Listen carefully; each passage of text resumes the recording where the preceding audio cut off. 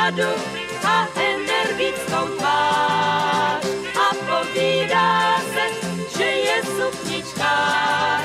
Má hezkou tvář a špatnou pověst má, co to ale pro mě znamená.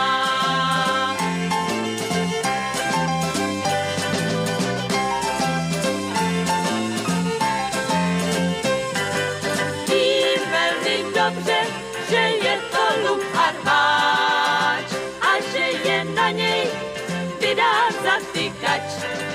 Proč by však měla něco na to dát, vyseká ho z toho advokát.